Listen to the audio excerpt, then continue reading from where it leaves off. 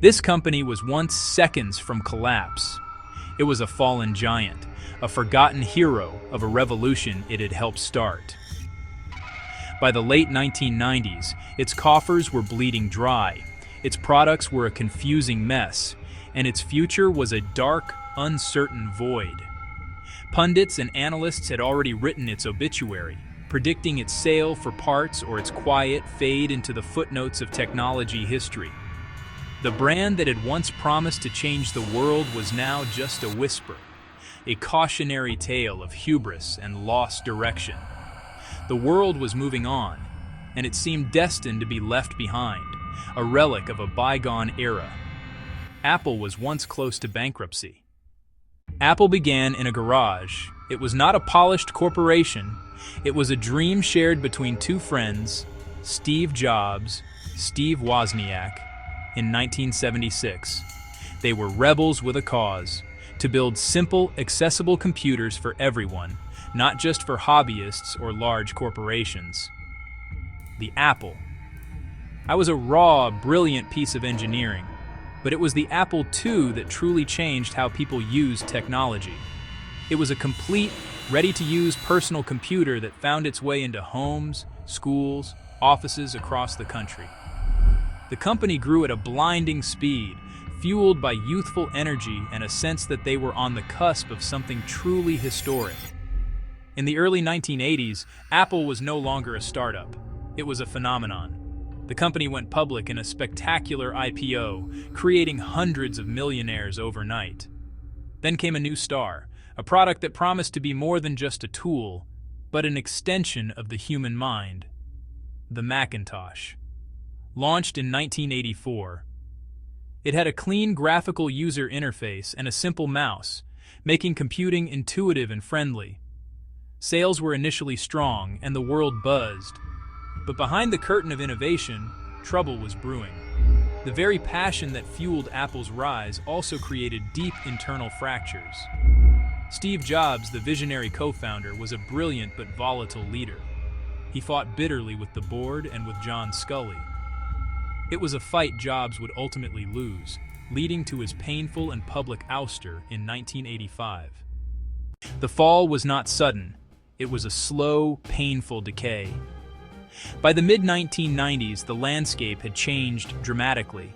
A new duopoly had taken over the industry. Microsoft, Windows, Intel, processors, PC makers, Dell, Compaq, Gateway. They used the Wintel combo to build cheap, customizable PCs. They flooded the market with countless models at every price point. Consumers responded. Apple's proprietary hardware and software left it isolated. It couldn't compete on price or volume. The world was being built on open standards. Apple remained a closed garden. Apple's market share plunged into the single digits. The pioneering company was now a niche player, clinging to loyal but frustrated users. Education, creative industries. The financial bleeding was severe. Quarter after quarter, staggering losses, hundreds of millions.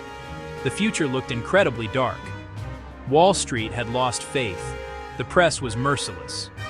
Inside Apple, people felt hopeless. No one wondered if Apple would stumble, only when it would collapse. Apple licensed Mac OS to other hardware makers. That gamble backfired. Clone makers built faster, cheaper Macs that ate into Apple's own sales. It was a strategic blunder that weakened finances and brand, an admission of defeat. Apple had lost control of its destiny. By 1997, the situation was critical. Apple cycled through CEOs, none stopping the slide. The product lineup was a mess, dozens of overlapping models. Failed experiments like the Newton hurt the brand. The Newton was ahead of its time but poorly executed. Apple teetered on insolvency. Michael Dell, shut it down and give the money back to shareholders. This was rock bottom. In a move born of sheer desperation, Apple made a decision that would alter the course of business history.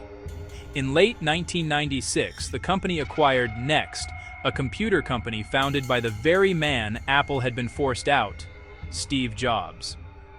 In 1997, With Apple teetering on the precipice of bankruptcy, the board named Steve Jobs interim CEO. He returned older, more seasoned, and sharper. His time running Next and backing Pixar taught him lessons about sustainable business. Jobs returned to a company that was almost unrecognizable. It was bloated, directionless, demoralized. His first actions were swift and brutal. He knew he had to perform radical surgery. He gathered his top executives and reviewed the entire product portfolio. He drew a simple 4-quadrant grid on a whiteboard: Pro, Consumer, Desktop, Portable. He ordered Apple to focus on one great product for each box, scrap the rest. Radical simplification began. Dozens of projects were canceled overnight. Entire divisions were eliminated. He cut 70% of the product line. He ended the unprofitable clone program. Thousands were laid off, painful but necessary. Jobs brought clarity of purpose back to Apple. He forced focus. Be the best at a few key things. This was the critical first turn toward recovery. Beyond cuts, he forged a strategic alliance.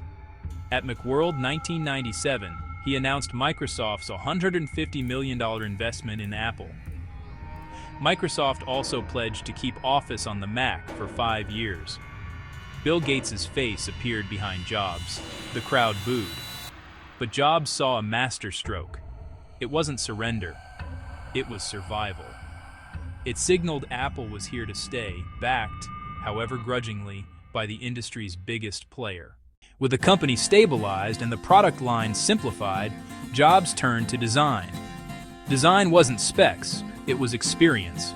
He wanted things powerful, beautiful, intuitive, joyful. He put Johnny Ive in charge, Jobs plus Ive, one of industrial design's great partnerships. 1998, the iMac arrives. It looked like nothing else. A vibrant, all-in-one and translucent Bondi blue. No floppy drive. Controversial. Introduced USB, soon universal.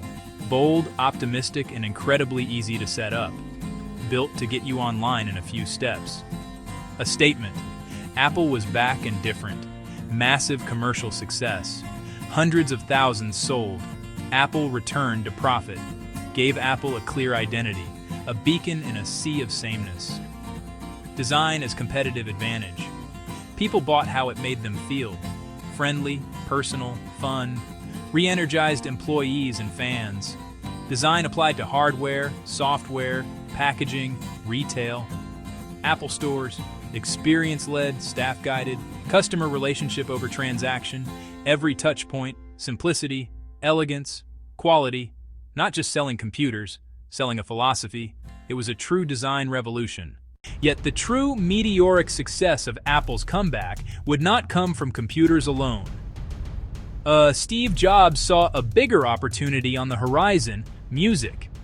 The rise of file-sharing services like Napster threw the music industry into chaos. Downloading music was clunky and unreliable. Jobs saw an opening to create a legal solution. Simple, elegant. He tasked engineers to build a player that could hold 1,000 songs and fit in your pocket. In 2001, Apple unveiled the iPod, a masterpiece of minimalist design. A simple scroll wheel made navigation effortless. 1,000 songs in your pocket. Not the first MP3 player, but the first that got everything right. Small, beautiful, incredibly easy to use. It sold millions, then tens of millions, then hundreds of millions. The white earbuds became a cultural symbol. The iPod made Apple cool again. It transformed Apple into a consumer electronics powerhouse. But the iPod needed a seamless way to get music onto it. In 2003, Apple launched the iTunes Store. It made buying digital music easy, legal, affordable, 99 cents a song.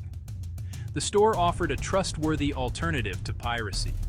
It gave artists and labels a new revenue stream, and users a frictionless way to build music collections. The iTunes Store turned Apple into a services company as well as hardware. The biggest leap came in 2007. Phones had been clunky, tiny screens, physical keyboards. Jobs saw an opportunity.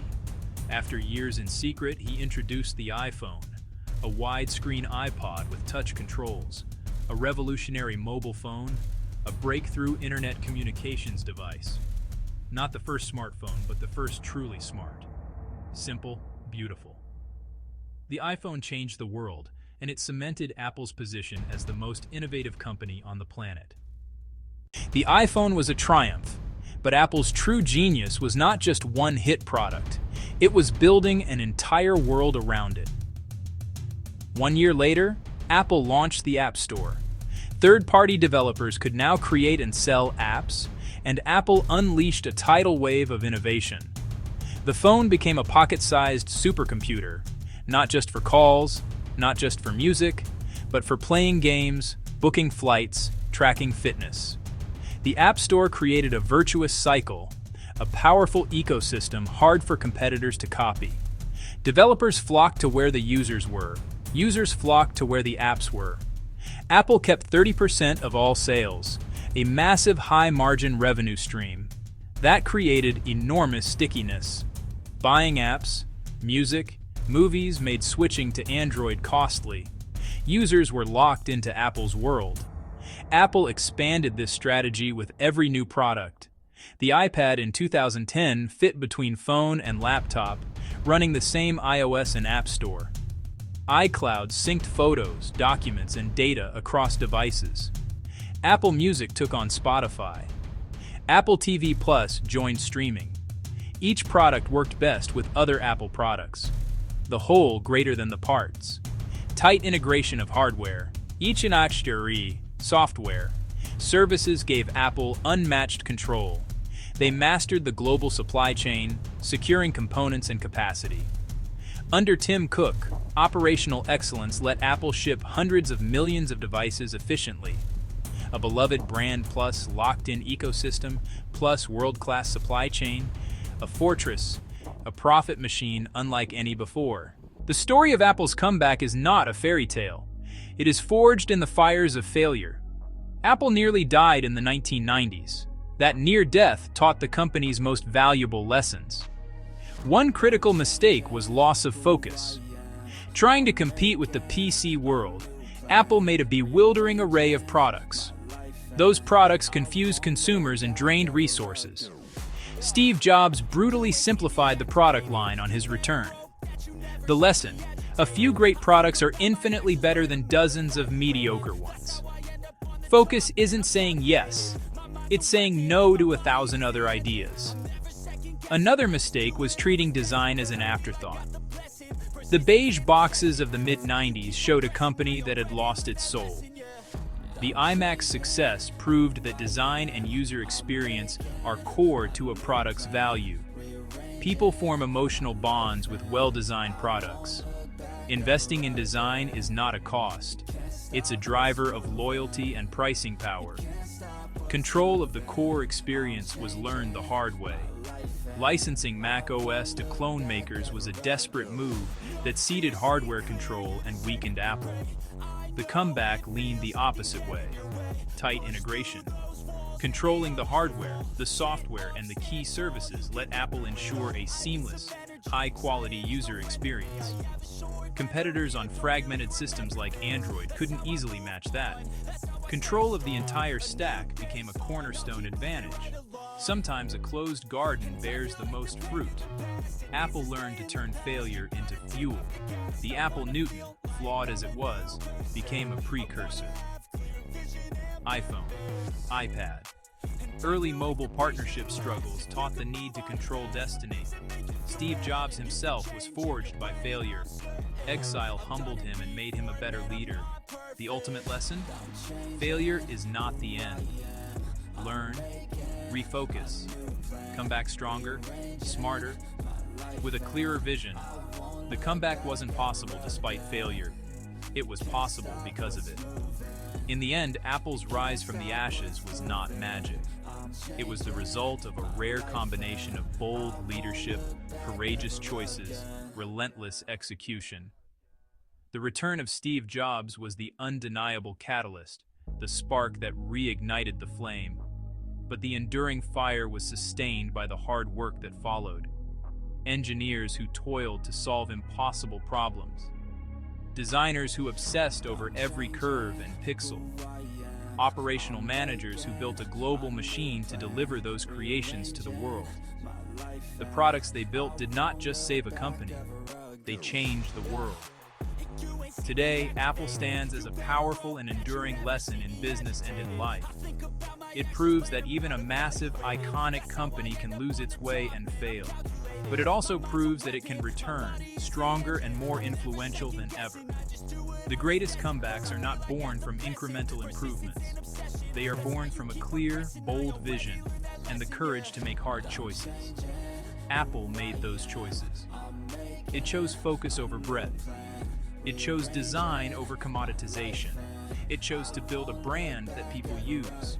It chose to build a brand that people trust. It chose to build a brand that people love.